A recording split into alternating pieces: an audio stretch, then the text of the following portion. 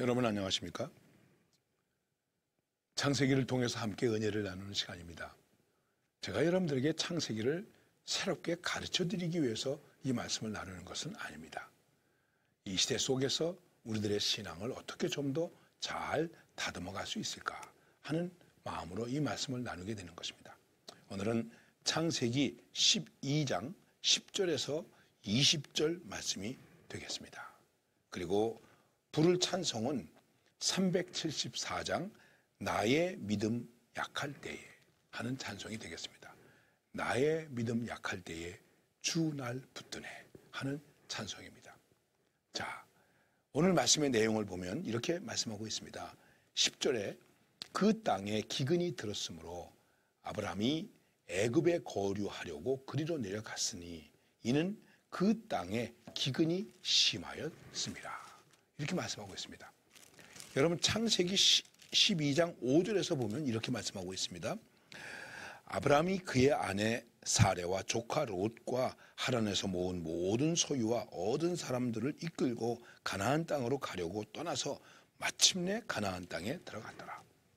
본토 친척 아비집을 떠나라. 내 삶의 근거를 떠나서 내가 내게 보여주는 땅 지시하는 곳으로 가라. 그 지시한 가나안 땅으로 마침내 들어가게 되었습니다. 그런데 오늘 말씀에서는 그 땅에 하나님이 가라고 하신 그 땅, 하나님이 보여주신 그 땅, 하나님이 지시하신 그 땅에 기근이 들었다. 그래서 얼마나 힘들었겠습니까? 기근이 들었다. 결국은 하나님이 가라고 약속하신 땅에 마침내 갔지만은 그가 애굽에 거류하려고 그리로 내려가게 되었다. 그 땅에 기근이 심하였습니다. 하나님의 말씀을 듣고 순종의 결단을 가지고 순종하는 감격과 기쁨으로 가나안에 갔습니다. 우리가 예수를 믿습니다. 믿음을 가집니다. 기쁨이 있습니다. 충만합니다. 내 영혼이 은총 입어 중한제진 복고보니 슬픔 많은 이 세상도 기쁨으로 화도다. 이런 기쁨이 우리에게 있습니다. 그런데 여러분 그런 기쁨만 계속됩니까? 우리에게 어려움이 오게 됩니다. 그것을 기근이라고 얘기할 수 있는 것이죠. 아브라함에게도 이러한 신앙의 어려움이 있습니다. 예수 믿으면 잘 됩니다. 형통합니다. 만사 형통합니다. 우린 이렇게 말하고 있습니다. 그런데 그 만사 형통이라고 얘기하는 것이 무엇입니까? 나 위주로 나 잘 되고 내가 무언가 이익 속에서 사는 것 그것을 말하는 것일까요? 때때로 우리 주변에 어려움이 있습니다. 형통이 아닐 때도 있다는 것입니다. 그러면 어떻게 되겠습니까? 이 믿음의 자리를 떠나게 되는 거예요. 아브라함도 그렇게 되었습니다. 믿음으로 나아간 자리에서 이제 자기 생각으로 애굽으로 내려가게 되었습니다. 그리고 내려가면서 그 당시에 풍속 이래서 그랬는지 모르겠지만 그 공연한 걱정을 했어요.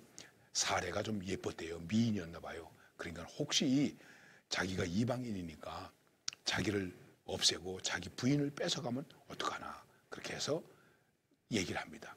여보 당신이 너무 아름다우니까 혹시 사람들이 나를 또 이렇게 배제하고 당신을 뺏어가면 어떡할 거냐고. 그러니까 우리 부인이라고 하지 말고 누이로 하자. 여동생으로 하자. 이렇게 했습니다. 사실은 이복 여동생이기도 합니다. 그런데 사실 이렇게 하고 갔는데 이 성경을 쭉 읽어가다 보면은 어떤 말씀이 나오냐면은 아브라함이 애굽에 이르렀을 때에 애굽 사람들이 그 여인의 심히 아리따움을 보았고 바로의 고관들도 그를 보고 바로 앞에서 칭찬함으로 그 여인을 바로의 궁으로 이끌어들인지라. 애굽의 왕이 사라를 불러들였단 말이에요. 이제 부인을 뺏길 위기가 처하게 되었습니다. 이 일로 인해서 어려움을 당하게 됩니다. 나중에 바로가 말합니다. 아니 너 왜 이런 일을 해서 나로 하여금 범죄할 수 있는 그런 길을 마련해 놓았느냐. 그리고 나중에 일을 잘 정리한 다음에 오히려 이 일로 인해서 아브라함에게 소와 양과 재산을 주어서 나아가게 했다 하는 말씀이 있습니다. 결국 마지막에 해피엔딩으로 끝나기는 했지만은 얼마나 어려움이 되고 또 믿는 사람으로서 부끄러운 일이 되겠습니까? 여러분, 제가 아브라함을 깎아내리기 위해서 하는 말은 아니고 가만히 생각해 보십시다. 이렇게 믿음 좋은 사람도 순종하는 사람도 역시 약한 인간이었구나. 그렇습니다. 우리는 약한 인간입니다. 그리고 약한 인간일 때에 그 인간의 모습을 가지고 자기를 지키기 위해서 어떻게 할까요? 하나님을 의지하지 않고 자기를 의지합니다. 자기 꾀를 의지합니다. 자기 생각을 의지합니다. 자기 전략을 의지합니다. 존 파이퍼 목사님이라고 하는 분이 이런 얘기를 했습니다. 하나님 앞에서 묘기를 부리지 마라. 많은 사람들이 예수를 믿으면서 하나님을 믿으면서 하나님 앞에서 자기의 무엇을 가지고 극복하고 감당하고 어떻게 해보겠다고 해결해보겠다고 그래서 자꾸만 묘기를 부려요. 여러분, 우리는 지금 코로나 팬데믹 속에서 많이 어려워하고 있습니다.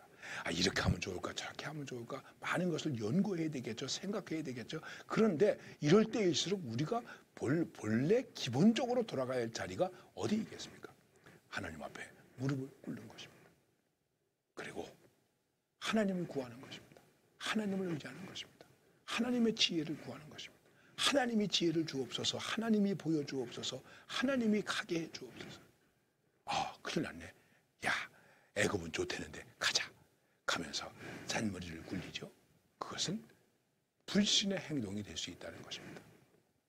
물론 하나님께서 이 일을 바꾸어서 선하게 이루어 주셨지만은 우리 믿음의 사람들이 다시 한번 우리의 믿음을 생각할 때 이 부분에 대해서 좀 깊이 생각할 수 있어야 됩니다. 내가 하나님 앞에서 잔머리를 굴리고 있는 것은 아닌가? 지금의 상황을 피하기 위해서 내가 묘기를 부리고 있는 것은 아닌가? 인간의 묘기를 부리지 말고 전적으로 하나님을 의지합시다. 전폭적으로 하나님을 의지합시다. 그것입니다. 우리가 늘 그렇게 말하지 않습니까? 살든지 죽든지 뜻대로 하소서. 여러분, 그렇습니까? 살든지 죽든지 뜻대로 하옵소서.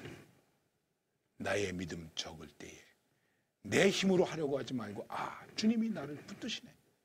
주님이 나를 붙들고 계셔. 주님의 말씀을 의지해야 돼. 그 말씀이 내 길에 빛이요 등이 되게 해야 돼. 여러분, 우리가 이러한 믿음으로 살아야 되는 것입니다. 어려움이 있습니다. 믿는 자에게 어려움이 있습니다. 잘 믿는 자에게 어려움이 있습니다. 고난당하는 자에게 우리는 그 고난 속에서 더욱더 하나님을 의지할 수 있는 것입니다. 기도할 때에 오히려 해결이 되지 않고 더 어렵다고 생각될 경우도 있을 것입니다. 그래도 우리는 믿음의 땅을 벗어나지 말고 남방으로 가지 말고 하나님께로 와야 됩니다. 교회로 와야 됩니다. 말씀으로 와야 됩니다. 그것이 우리의 믿음의 승리가 되는 것입니다.